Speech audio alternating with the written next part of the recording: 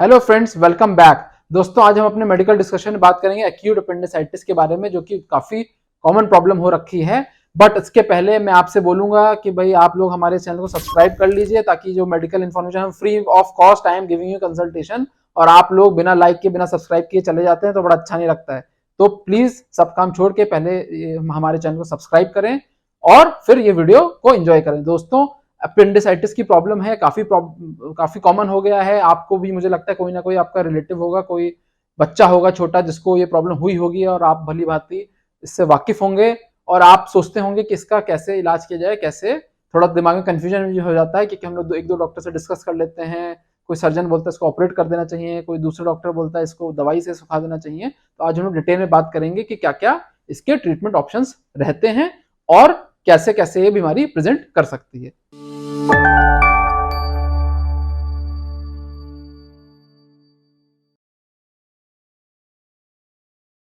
दोस्तों, मेरा नाम है डॉक्टर वैभव प्रताप सिंह और मैं एक रेडियोलॉजिस्ट हूं। तो हम लोग आज का टॉपिक शुरू करते हैं।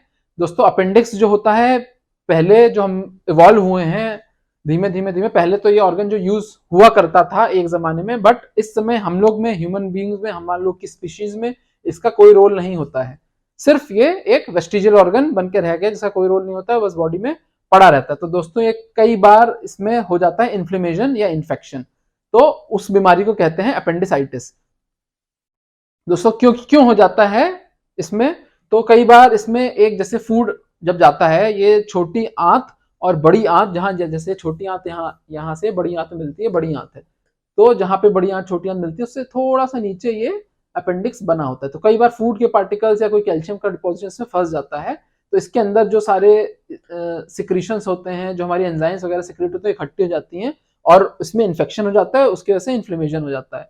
ठीक है, तो इसमें आपका इम्यून सिस्टम डाउन हो गया, आपका जो माइक्रो ऑर्गेनिजम्स है वो उसमें इन्फेक्शन कर दे रहे हैं।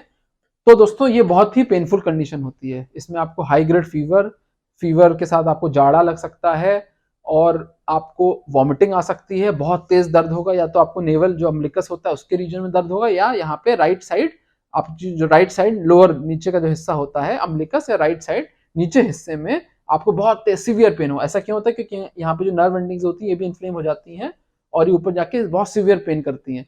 तो अमूमन बच्चों में भी जाता है, बड़ों में जाता है, किसी में प्रॉब्लम हो सकती है, बट ये बहुत ज्यादा पेनफुल कंडीशन होती है और पोटेंशियली बहुत हजार्डस होती है। दोस्तों, जो अपेंडिक्स बीमारी होती है ये 100 में से 6.5 से 8.5, यानी कि 100 में से 6 या 7 लोग अपनी लाइफ में ये फेस करते हैं अपेंडिक्स की जो प्रॉब्लम होती है। दोस्तों, इसका कारण मैंने बता ही दिया और क्या क्या सिम्टम्स आ सकते हैं ये भी मैंने बता दिया।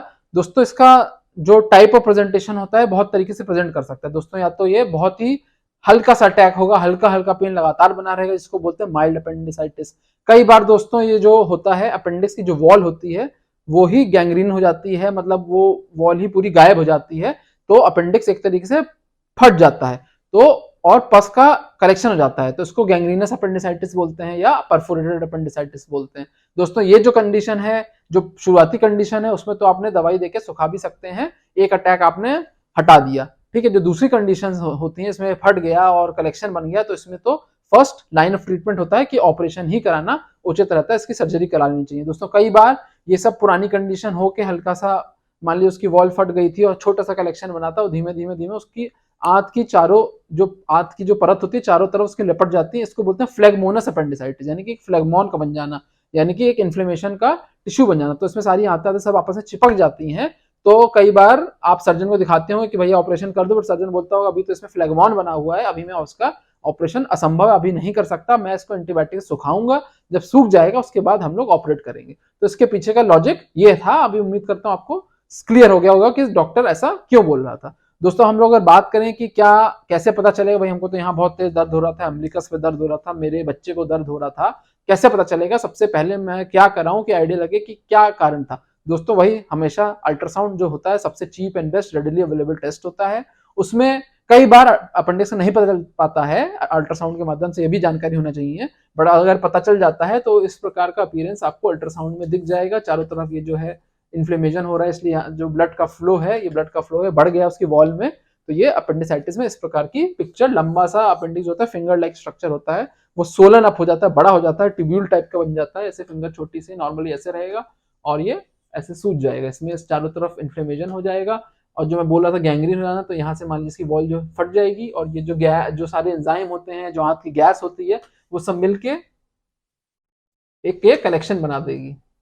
ठीक है, तो ये ऐसी कंडीशन में तो आपको सर्जरी करानी ही पड़ेगी।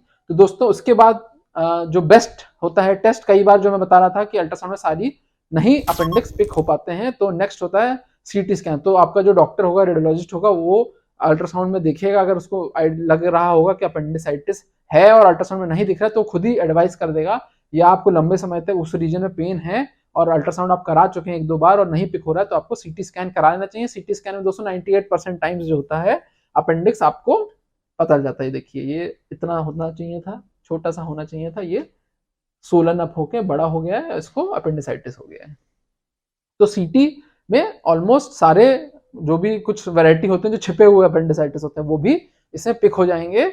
और सीटी का और भी रोल होता है, कई बार अल्ट्रासाउंड में पिक हो जाता है, तब भी सीटी कराया जाता है कि सर्जन को आइडिया देने के लिए कि कई बार एनाटॉमी बड़ी कॉम्प्लिकेटेड होती है, तो सर्जन अपनी सर्जरी प्लान कर सके कि मैं यहाँ से पोर्ट लगाऊंगा, इस तरीके से केस को अप्रोच करूंगा, मैं इस प्रकार इसको अपेंडिक्स को निकाल दूंगा। तो सर्जरी प्लानिंग के लिए भी सीटी स्कैन कई बार करवाया जा सकता है। तो दोस्तों अगर मैनेजमेंट की बात करें, कैसे इलाज करा जाए, दोस्तों जो माइल्ड अटैक होता है, आपको जीवन में पहली बार अटैक हुआ है, तो आप एंटीबायोटिक देके उसको मैनेज कर सकते हैं एडमिशन होके, या अगर बहुत ज्यादा सिम्टम्स नहीं है तो घर पर भी आप मेडिसिन लेके ठीक हो जाएंगे। बट जो मेरा एडवाइस है, अगर आपका सर्जन, आपका डॉक्टर बोल रहा है कि इसको ऑपरेट करा लो, तो अपेंडिसाइटिस को ऑपरेट करा लेना चाहिए। ऐसा इसलिए कि पोटेंशियली हैजार्डस कंडीशन है, कि आपको पहली बार हो गया, बार बार होती है। आपको एक बार हो गया, आपने दवाई खा के उसको इग्नोर कर दिया, चलिए अपने आप ठीक भी हो गया। दूसरी बार हुआ तो जैसे बार बार अपेंडिक्स का अटैक होते रहते हैं और संभावना बढ़ती जाती है कि जो अपेंडिक्स की वॉल है वो रप्चर हो जाएगी, फट जाएगी, बहुत बड़ा सा कलेक्शन बन सकता है, बहुत बड़ा सा जो एंजाइम्स का होता है जूस पूरा इकट्ठा हो सकता है, उसमें हवा आ सकती है, तो इस तरह की ड्रामेटिक पिक्चर आ सकती है, जिससे इमरजेंसी की स्थिति भी पैदा हो सकती है। तो अगर आपका डॉक्टर एडवाइस कर रहा है और आप जैसे बहुत एल्डरली हैं, बहुत बुजुर्ग हैं, कोई हार्ट की कंडीशन है, आपका ऑपरेशन नहीं कर सकते, तो अलग बात है। बट अगर आपका सर्जन तैयार है ऑपरेशन करने के लिए, तो आपको इस स्थिति में ऑपरेशन करा लेना चाहिए। और मेडिकल मैनेजमेंट तो हो ही गया, कई बार जो मैं बता रहा था आपको कि फ्लेगमॉन बन जाएगा, तो उसमें एंटीबायोटिक खा लिया, उसके बाद वो सूख जाएगा, उसके बाद उसको ऑपरेट कराना ही बेस्ट रहता है। दोस्तों आजकल लैप्रोस्कोपी होता है, मिनिमली इन्वेजिव, 2-3 चीरे लगते हैं, ठीक है, और पता भी नहीं चलता है, तो उसके थ्रू भी अपेंडिसाइटिस का ऑपरेशन हो जाता है। बड़ा चीरे से भी ऑपरेशन होता है, ओपन अपेंडिसेक्टमी बोलते हैं, और ये इसको बोलते हैं लैप्रोस्कोपिक अपेंडिसेक्टमी। तो इसमें कुछ नहीं, आपने एक लाइट का सोर्स इंसर्ट करते हैं, ये ऐसे टॉर्च टाइप का दिखा देता है, और छोटे छोटे माइक्रो इंसिजन, इतना छोटा छोटा सा 3-4-5 mm के इंसिजन बनेंगे, 2 यहाँ बना, 1 यहाँ बना, और ये इंस्ट्रूमेंट्स के थ्रू आपने यहाँ से ग्रास्प कर लिया और इनमें से किसी एक से आउट कर दिया। तो छोटे छोटे 2-3 पोर्ट बनेंगे और आपका ये ट्रीटमेंट सर्जरी बहुत आराम से हो जाएगी। तो दोस्तों उम्मीद करता हूँ जो आपके क्वेश्चंस हैं अपेंडिक्स रिलेटेड, वो आंसर हो गए होंगे। कई बार आप नहीं पूछ पाते हैं डॉक्टर से, सर्जरी के जाने के पहले आपको बड़ा डर लगा रहता है कि कैसे होगा, क्या होगा। तो उम्मीद करता हूँ मेरे इस वीडियो में सारे आपके जो क्वेश्चंस हैं, जो दिमाग में आ रहे होंगे, उसके आंसर मिल गए हैं।